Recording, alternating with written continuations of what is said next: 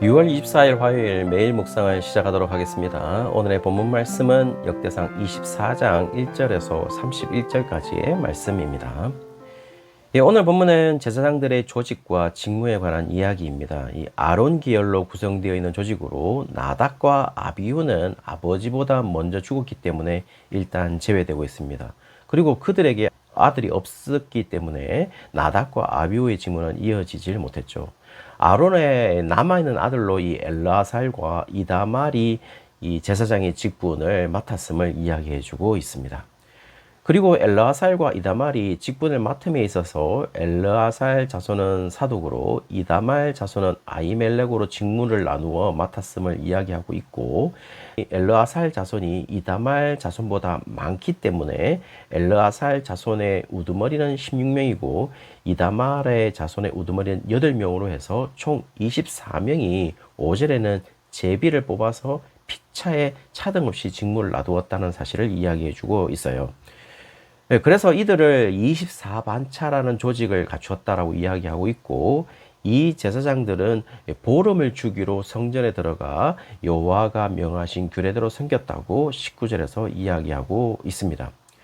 이 전통은 누가복음 1장 9절에 보시면 제사장의 전례를 따라 제비를 뽑아 주의 성전에 들어가 분향하고 라고 하는 그 부분에서 보시면 세례요한의 아버지인 사랴가 제비 뽑기로 성소에서 분향하는 일에 이 순서를 맞추어서 선발하는 걸 보면 이런 전통을 그대로 지속되었다라는 사실을 반영해 주고 있는 것이죠.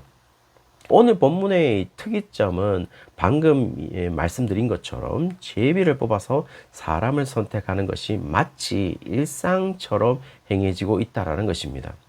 5절에 엘르아살과 이다말의 가문의 사람들을 선택할 때에도 제비를 뽑아서 어떤 사람은 성전의 일을 다스리는 자로서 그 일을 감당하고 하나님의 일을 다스리는 자로서 그 일을 감당했다라고도 나와 있습니다. 정확하게 성전의 일을 다스리는 것과 하나님의 일을 다스리는 것이 어떻게 구분이 되는지는 알 수는 없지만은 제사장들로 뽑혀서 대제사장과 왕의 일을 도왔다는 것을 표현하는 것으로 보입니다.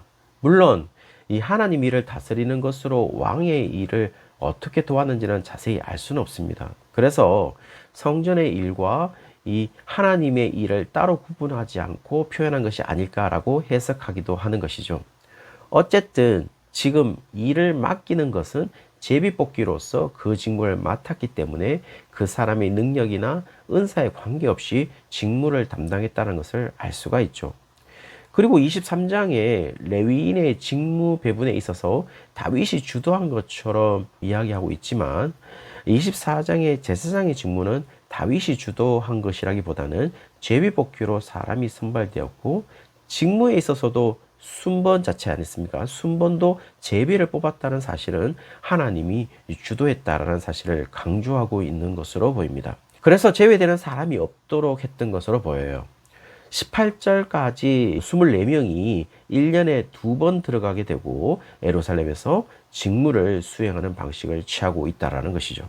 그것을 다윗이 지금 정하고 있는 것이고, 특별히 24장에서는 23장과는 다르게 레위의 직무 배우는 다윗이 주도하는 것으로 보이지만은 제사장의 직무는 19절에서 이야기한 것처럼 이스라엘의 하나님 여호와께서 행하신 규례라고 이야기하면서 하나님이 주도하신 것으로 묘사하고 있습니다. 그러면서 24장이 특이하게 20절에서 31절까지 레위 자손 중에 남은 자들이 제사장 조직 절차와 방법으로 직분이 임명되는 것을 기록하고 있습니다.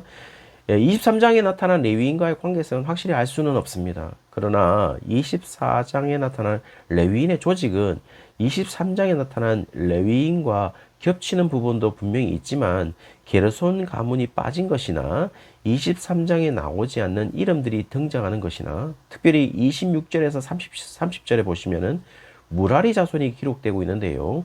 23장 21절에서 23절에서도 무라리 자손의 이름이 거론되고 있는데요. 24장에서는 이 야샤, 분노, 소함, 삭굴, 이브리, 라무엘 등 7개의 이름이 더 추가되어 있다는 것이죠. 이런 사실로 보면은 분명 23장에 기록되지 않은 레위 중에 남은 자들을 기록하고 있다는 것이 분명해 보입니다. 그리고 어느 부분은 한 세대를 더 기록하는 것도 있기 때문에 조금 더 시간적으로 확대된 것으로 보입니다. 그리고 23장에 레위의 이 직무의 선택과 정확한 차이점을 발견할 수 있는데요. 제비뽑기로 뽑혔다는 사실을 이야기해주고 있죠. 그래서 1절에 아론의 아들들 가운데 라답과 아비후를 언급하면서 아버지보다 먼저 죽었다는 것을 표현함으로써 시내 강야에서 하나님이 정하지 않은 다른 불을 여호와 앞에 드렸기 때문에 죽임을 당한 것을 안다면은 하나님의 방법대로 하지 않았을 때 아무리 장자라 할지라도 그 언약적 계승을 할 수 없다는 사실을 이야기해 주고 있죠. 그래서 19절에 직분이 주어진 제사장 명단은 결국 하나님의 방법대로 뽑혀서 하나님의 방법대로 직무를 감당할 자임을 이야기해 주고 있는 것이죠. 그래서 제사장들이 하는 직무는 그들이 하는 형식이 중요한 것이 아니라 지금 하나님의 방법대로 성전이 지어졌을 때 성전의 의미를 지켜줄 제사장들을 임명하고 있다라는 것을 알 수가 있어요. 그리고 그렇게 하나님의 마음에 맞는 사람을 제비뽑고 있음을 알 수가 있죠. 실제로 이 AD 1세기에 예수님의 시대의 대제사장과 제사장들은 성전에 행해지는 형식적인 부분은 철저하게 지켜주고 있었습니다. 그러나 그들은 성전이 가지고 있는 의미를 그들은 지키지 않았던 것이죠. 완전히 잃어버렸다는 겁니다. 그러므로 예수님의 입장에서는 그 성전의 존재가 의미가 없었기 때문에 무너뜨리라 라고 이야기하고 있는 것이죠. 오늘날로 말하면 이렇습니다. 우리가 능력에 따라 교회에서 맡은 일을 감당할 수 있습니다. 그러나 하나님의 의에 제비 뽑아 된 자들은 교회에서 맡은 일을 잘하는 자들이 아니라 하나님의 마음으로 이 일을 감당하는 자들이다라는 것을 이야기해 주고 있죠. 따라서 교회에서 행해지는 모든 사역은 일 잘하는 능력 있는 자가 맡는 것이 아니라 하나님의 부르심을 받은 자들이 감당하는 것임을 이야기해 주고 있습니다. 그래서 이 직무를 맡음에 있어서 인간적인 특혜나 라인이나 불이익이 작용하지 않는 것을 알 수가 있죠. 사랑하는 성도님들, 교회 직분들에 있어서 사실 극단적인 표현일 수도 있겠지만 인간의 됨됨이나 스펙이나 인간성이나 인품이나 성격이나 능력은 작용할 수가 없습니다. 만약 그것을 갖춘 사람들로서 교회 사역을 감당한다면 우리는 그냥 또 다른 세상을 보는 것과 다를 바가 없겠죠. 여전히 교회에 맞는 직분들도 여전히 제비뽑기라는 하나님의 방법이 작용해야 된다고 생각합니다. 이 말은 제비뽑기로 뽑자는 것이 아닙니다.